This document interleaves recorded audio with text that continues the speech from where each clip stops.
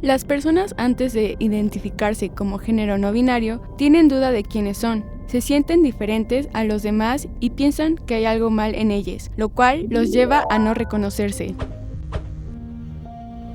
Al inicio de su proceso de construcción de identidad de género, no se identifican con lo que implica ser una mujer o un hombre, como por ejemplo las actividades y roles impuestos por la sociedad para cada género, por lo que se sienten confundidas, excluidas y fuera de lugar.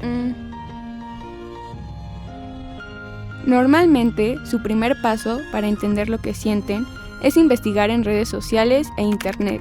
Sin embargo, acceden a sitios poco confiables en los que la información que se presenta es de poca credibilidad al ser publicada por cualquier usuario en internet.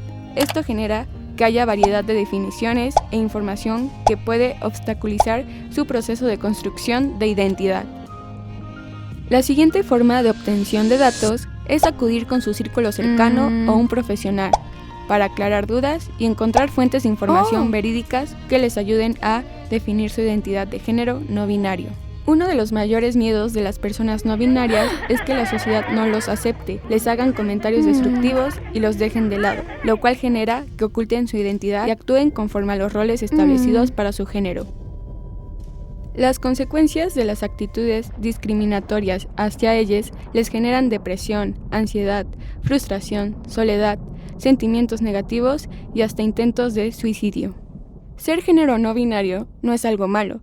Lo malo es dudar de tu identidad sin antes descubrirte y dejarte llevar por los comentarios de los demás. Busca tu espacio seguro.